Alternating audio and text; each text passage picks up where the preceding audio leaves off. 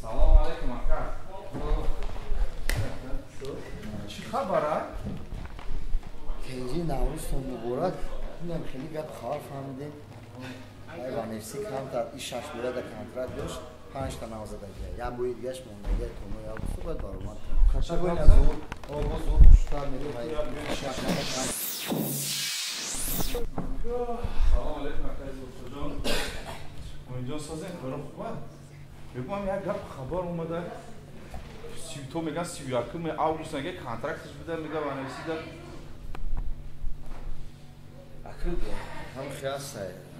Ванефси я письмо рӯи кадай UFC промош UFC даки вай монози як бой дига да ванефси дорам. То ҳам бойш агар назанам иҷозат нест барои баромад. И бой то 31 августа кати ванефси як ҷанги дига кина баду ба интихоб мекуна ки кати ванефси оянда кор мекуна кор намекуна.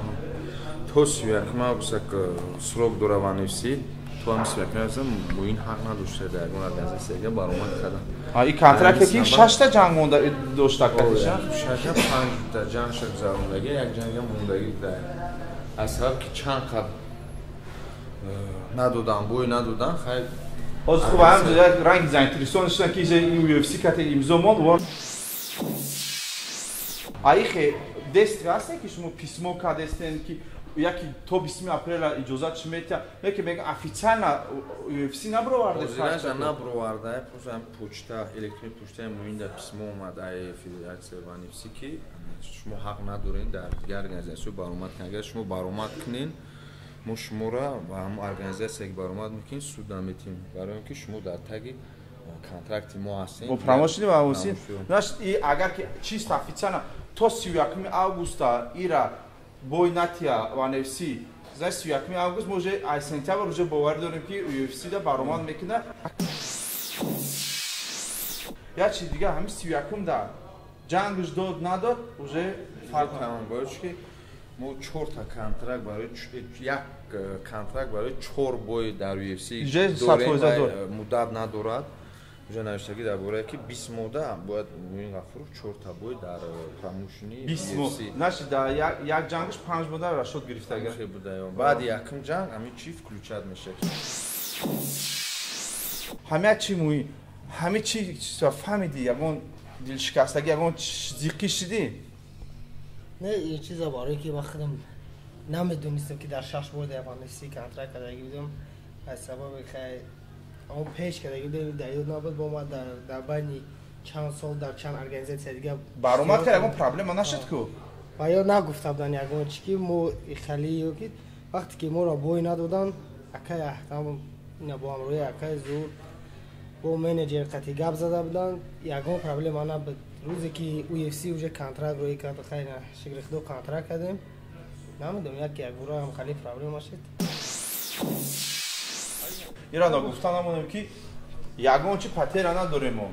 Мардум та якуми ки буд тоҷики ки UFC да подписация кард, Муин Ғафуров аст, Муин Ғафуров мемона, аз сабаби ки 20 апрел ҳол маълум нест ку? Маълум нест ки официально сайт UFC да набромада дар бораи админит кардани ҷанги. Хай мо значит толи то охири мо значит ягон чиз шанси дорем ки мо да письмо омад ки аз ванефси ки шумо ҳақ надорем баромад кунанд дар ҳамин организация то 31 август 2019 мо қабул кардем. Хане ин проблема нест ки вафи проблема нест ки зиқ шудан дар кора.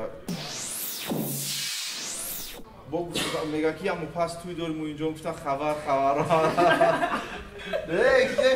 Мо хабар омад гуфтан ки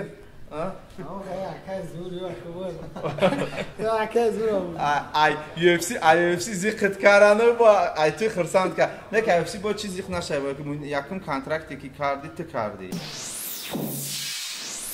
Озажа мо ду контракта подпис кардем, баъд ки ҳам хеле проблема шид.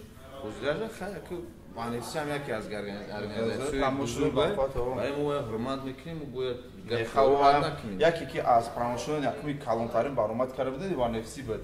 Рост خیلی گپ برای مردمی که در اینترنت می‌نویسن برای که بسیار کامنت‌ها دا خونده استم که می‌نویسن که موین UFC خط زدن نیخه چخش موی رکلام کسی نه موین UFC вообще که خط نزده موین غفورов دو تا контракт карага яким контракти карагиш барои общий бой 4 бой да UFC як контракти карагиш барои ҷанги 20 апрел бой да Санкт-Петербург шава не ки официально акай зур чихе мега ки мо да уже письмо кардан барои отменаи бой акай не ки ол UFC 100% дар сайтиш набурара ки ҷанги Муин Ғафуров кенсел шудага ана барам қаки ол мо чи гӯ не Муин палубомо то 31 августа ONE FC мумкин то июля ҷангиш метия то августа метия хай бо то августа як ҷанг бо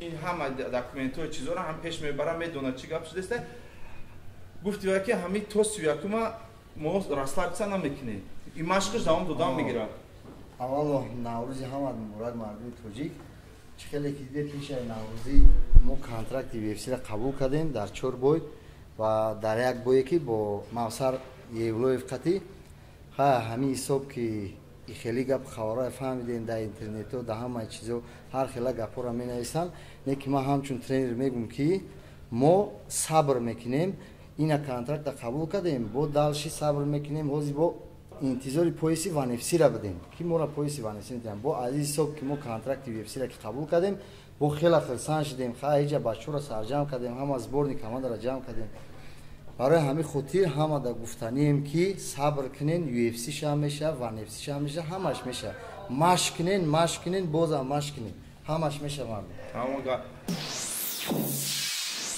тамом интизор шудан имрӯза видеоро акай Муинҷон шумо барори кор акай зур шумо барори кор ки шумо хедава ҳама чизоро давода мекунем фақат интизор мешем то 31 августа ки ONE FC чӣ ҷавоб метиҳад ҷавоби ки шудам бояд титулни ҷанг кунам титулни бояд титулем мебинем чизе дод мо омода аст шуд хоб интизор бошед